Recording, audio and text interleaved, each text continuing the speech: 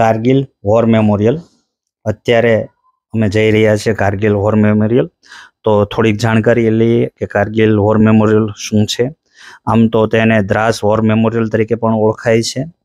ભારત અને પાકિસ્તાન વચ્ચેના 1999ના યુદ્ધમાં ની યાદમાં આ વોર મેમોરિયલ બનાવવામાં આવેલું છે, જે કારગિલ લદ્દાખના કારગિલ જિલ્લામાં આવેલું છે, જે શ્રીનગરથી લેહના રાષ્ટ્રીય ધોરીમાર્ગ પર લગભગ કારગિલથી 5 કિલોમીટર પહેલા આવે છે.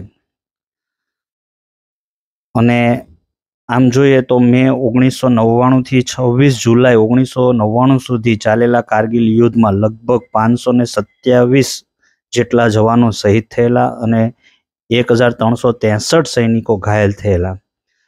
ભારત અને પાકિસ્તાન વચ્ચે પહેલું કારગિલ યુદ્ધ 1965માં, બીજું 1971માં અને ત્રીજું 1999માં થયું હતું. આ દિવસે ભારતીય સેનાના બહાદુર સૈનિકોએ કારગિલ હિલ પોઈન્ટ 4875 અને પોઈન્ટ 5140 સહિત તમામ ભારતીય શિખરોએ પાકિસ્તાનના કબજામાંથી મુક્ત કરેલા. યુદ્ધ વિશે થોડુંક જાણકારી લઈએ તો 1998-99ના શિયાળામાં પાકિસ્તાનના સૈનિકોએ નિયંત્રણ રેખા LOC પાર કરી જમ્મુ અને કાશ્મીર રાજ્યના ઘણી શિખરો કબજે કરી લીધા હતા. તે ઉપરાંત લેહ લદ્દાખના હાઈવે માર્ગને કબજા કરવા માટે તેણે કારગિલ સેક્ટરમાં પણ આક્રમણ કરેલું હતું. તો તેના જવાબમાં ભારતીય સૈન્યએ 1999 મેમાં ઓપરેશન વિજય કરીને શરૂ કરેલું અને દુર્ગમ પહાડોની લડાઈઓ ભારતીય સૈનિકો લડેલી.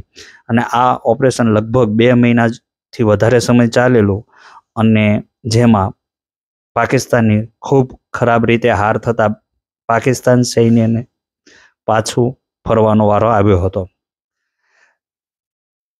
આ ઉપરાંત દર 26મી જુલાઈના રોજ ભારત કારગિલ વિજય દિવસ તરીકે ઉજવવામાં આવે છે અને આ દરમિયાન ભારતના વડાપ્રધાન નવી દિલ્હીમાં ઇન્ડિયા ગેટ ખાતે સૈનિકોને શ્રદ્ધાંજલિ આપવા માટે અમર જવાન જ્યોતિની પ્રગટાવી અને શ્રદ્ધાંજલિ આપે છે. વર્ષ 2000માં ભારતીય સૈનિકોની યાદમાં 108મી રેજિમેન્ટના સૈનિકો દ્વારા આ સ્થાનનું નિર્માણ કરવામાં આવ્યું હતું. નવેમ્બર 2014માં ભારતીય સેના દ્વારા આ સ્મારકનું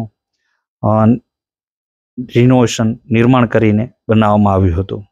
તો આ હતું કારગિલ યુદ્ધ સ્મારકની થોડી જાણકારી.